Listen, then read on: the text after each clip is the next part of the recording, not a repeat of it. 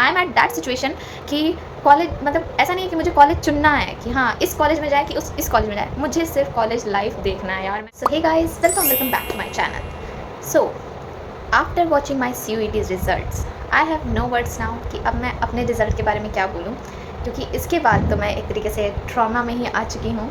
I am traumatised कि अब आगे क्या किया जाए। जब से मेरा रिज़ल्ट आया है और कल से जब से CUET का रिज़ल्ट आया है, everyone is asking to me कि अब आगे क्या। सो अब आगे क्या, I don't know, but yes ये CUET के रिज़ल्ट के आने से पहले मैंने ऑलरेडी एक कॉलेज देखा हुआ था which is in my city Patna. Okay, क्योंकि ऐसा नहीं है कि मैं बहुत बड़े बड़े कॉलेजेस का सपना नहीं देखी हूँ और बहुत बड़े बड़े कॉलेज में नहीं जाना चाहती। ऐसा है कि हम लोग हैं मिडिल क्लास, और मिडिल क्लास में आते हैं दो कैटेगरी के लोग, एक होते हैं अपर मिडिल क्लास और एक होते हैं लोअर मिडिल क्लास। मैं जिसमें आती हूँ वो अगर लोअर से भी लोअर मिडिल क्लास कोई होता होगा ना ऑप्शन, तो मैं उसी में आती हूँ।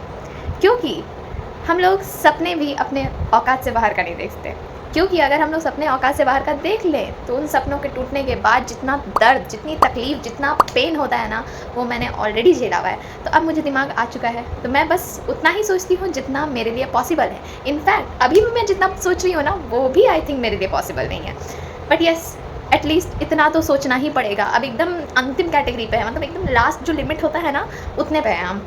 क्योंकि हम चाहते थे कि मेरा DU तो निकल ही जाए, क्योंकि वहाँ पे जाते तो फिर ऐसा होता कि कम फीस में सब कुछ हो जाता है मैनेज।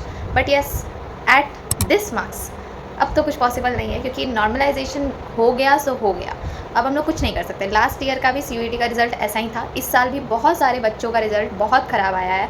कुछ ही बच्चे होंगे जिसका हम सुने होंगे कि हाँ अच्छा मार्क्स आ गया है, जबकि मैं कल से देख रही हूँ अपना पूरा मतलब CUET का पूरा जितना हो सकता था ना, मैंने पूरा छान मार लिया है। साइट्स वगैरह, वीडियोस वगैरह सब में मैंने यही देखा है, किसी का 200 मार्क्स, किसी का 300 मार्क्स, किसी का 400 मार्क्स, किसी का 500 मार्क्स। 500 तो मैंने देखा ही नहीं है। हाँ 494 तक मैंने हाईएस्ट मार्क्स देखा है अभी तक, ठीक है, उससे आगे मैंने नहीं देखा है, हाँ टॉपर्स को छोड़ के। तो इस मार्क्स पे DU तो नहीं मिलने वाला है, क्योंकि वो लोग अपने कैटेगरी में मतलब नीचे नहीं जाएंगे। उन लोग का जो कट ऑफ है वही रखेंगे वो लोग, ठीक है। तो मतलब हम लोग सिर्फ उम्मीद लगा सकते हैं कि हाँ कुछ हो जाए, अच्छा कुछ आ जाए मार्क्स। बट येस हम लोग उससे ज़्यादा और कुछ नहीं कर सकते कि हाँ अब एकदम लग ही जाएगा कॉलेज इस मार्क्स पे। हालांकि मुझे BBA चाहिए था, तो मेरा SSC BS जाने का ड्रीम था। तो येस उसमें कम मार्क्स कट ऑफ होता है, ठीक है, लेकिन उसका भी कम मार्क्स अगर देखा जाए तो लास्ट ईयर के अकॉर्डिंग मुझे अगर 550 प्लस आ जाता तो ठीक था। इनफैक्ट अगर मैं बताऊं तो मैंने आंसर शीट चेक नहीं किया था। मैंने सबको बताया था कि मैं आंसर की नहीं देखने वाली हूँ, क्योंकि मुझे टेंशन हो जाता है और मैं बहुत बहुत गंदी वाली ओवर थिंक करूँ। कल से जो मैंने ओवर थिंकिंग शुरू किया है ना अपना, वो अभी तक ख़त्म नहीं हुआ है, ठीक है। मैं यहाँ पे बोल रही हूँ ऐसे, लेकिन मेरे दिमाग में कितना कुछ चल रहा है ये आई नो, और मेरा कितना ज़्यादा मूड ऑफ है कल से, ये मेरे फैमिली, मेरे फ्रेंड्स सब लोग जानते हैं। बट येस अब क्या कर सकते हैं, कुछ हो ही नहीं सकता है, तो अब क्या करना। मतलब बोलने में बहुत अच्छा लगता है, लेकिन मेरा दिमाग सोचेगा वही, क्योंकि मेरे दिमाग में तो गोबर भरा हुआ है, तो हम कुछ नहीं कर सकते।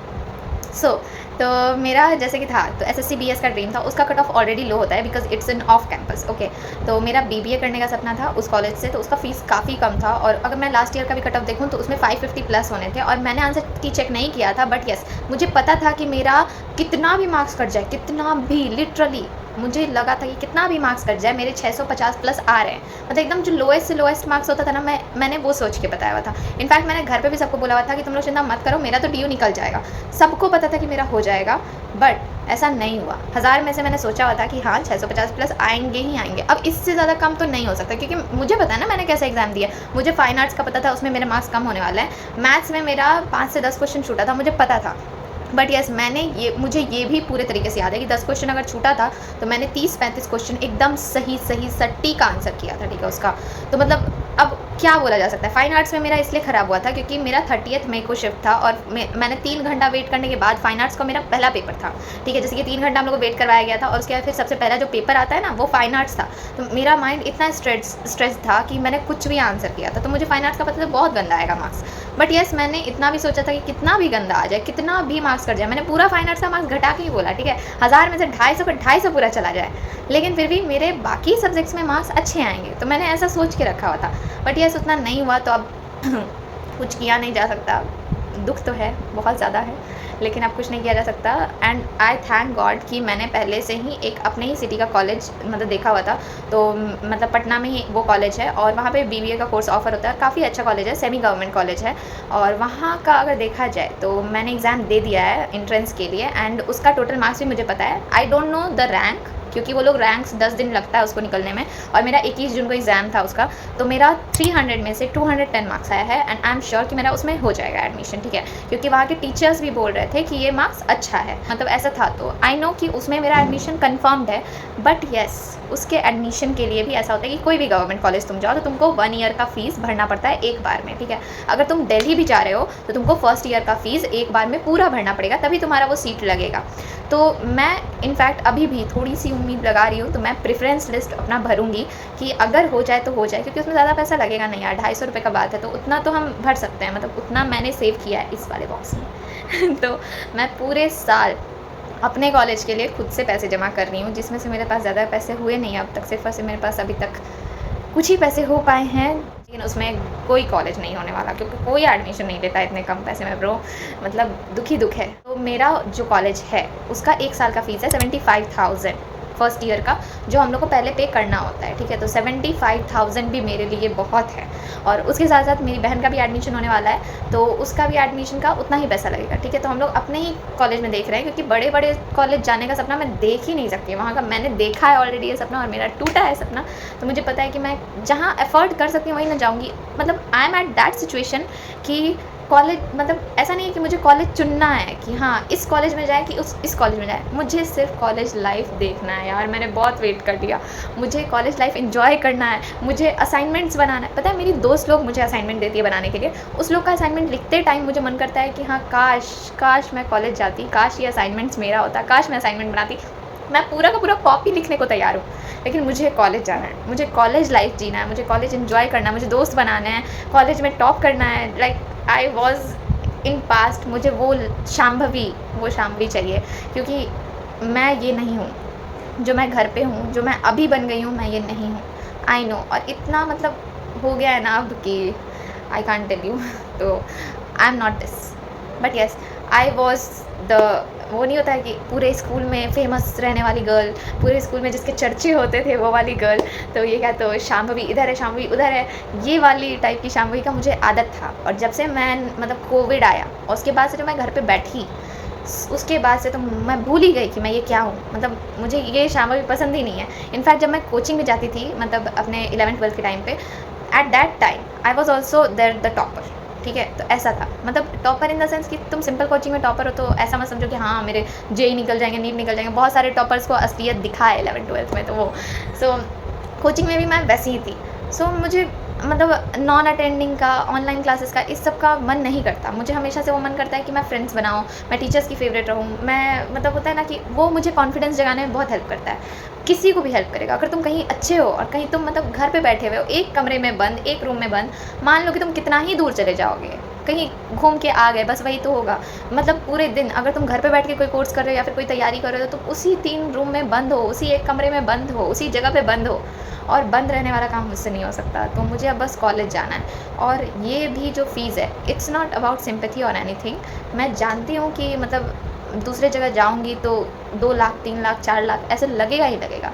तो I have applied for MBA integrated course. और अगर मेरा BBA के बाद अगर कैट निकल जाए या फिर मुझे कोई और जॉब करना हो, मेरा अच्छा एग्जाम निकल जाए, then I can I can leave that college, ठीक है। मेरा ग्रेजुएशन कंप्लीट माना जाएगा फिर भी। तो MBA इंटीग्रेटेड कोर्स में काफ़ी कम अमाउंट में मेरा हो जा रहा है। बट सबसे प्रॉब्लम ये है कि फर्स्ट ईयर का फीस 75K देना है, तो वो भी मेरे लिए अभी बहुत है।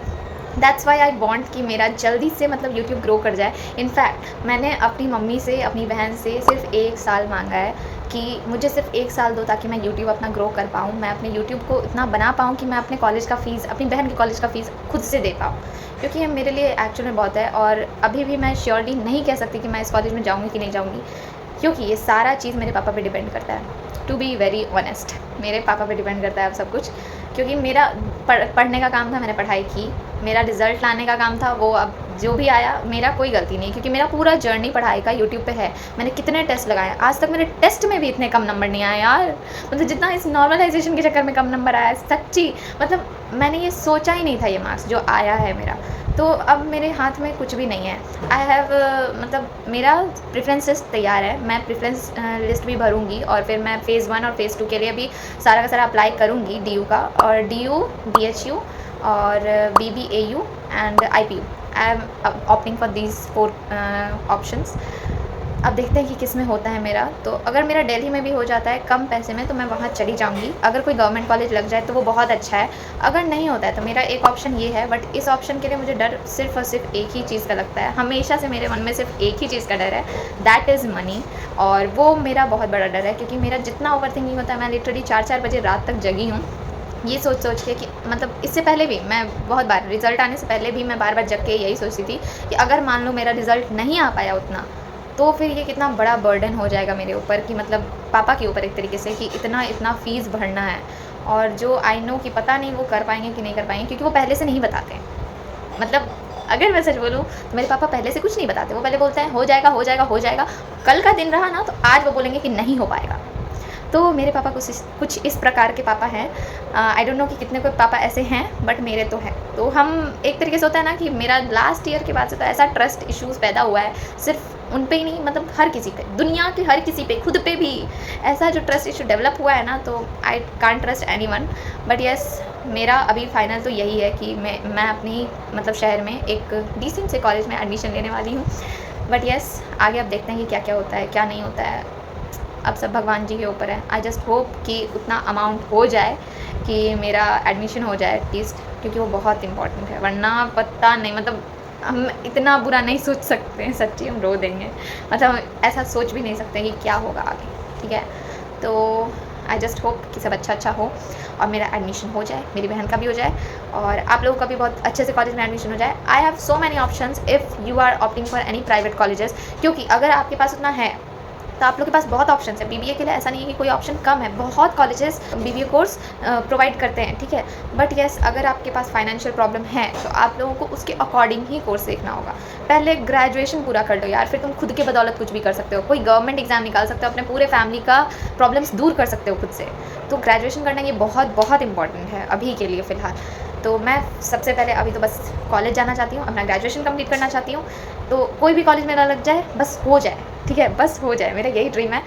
ऑल्सो अगर आप लोगों का अब तक प्रेफरेंसेस स्टार्ट नहीं किया आप लोग बनाना, अगर वो तैयार नहीं हुआ है तो अभी से कर लो तैयार, क्योंकि मुझे खुद प्रेफरेंस लिस्ट अपना बनाने में 4 दिन का टाइम लगा था।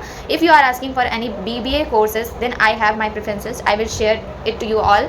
अगर आप लोगों को बनाना है तो अभी से बना लो, क्योंकि उम्मीद नहीं हारनी चाहिए। एटलीस्ट वो बना लोगे तो मे बी आपको कोई कॉलेजेस मिल जाए। तो मैंने तो अपना बना लिया है, तो मेरा जैसे भी जो भी चीज़ होगा मैं सब कुछ आप लोगों के साथ शेयर करूँगी। बट येस, अगर आप लोग अभी पूछ रहे हो कि CUET के बाद क्या, तो मेरा वही कॉलेज है एक ऑप्शन, और मैं दूसरा ऑप्शंस नहीं रख रही हूँ, क्योंकि मैं वही ऑप्शंस रखना चाहती हूँ जिसमें मैं एक्चुअल में जा पाऊँ, जो मैं एक्चुअल में कर पाऊँ। बहुत बड़े बड़े कॉलेज का सपना मैं नहीं देख सकती हूँ, क्योंकि मेरा उतना लेवल नहीं है। अगर आप लोगों का लेवल है तो आप लोग प्लीज़ देखिए, क्योंकि जितने अच्छे कॉलेज से आप निकलिएगा उतना अच्छा आपका प्लेसमेंट्स होगा।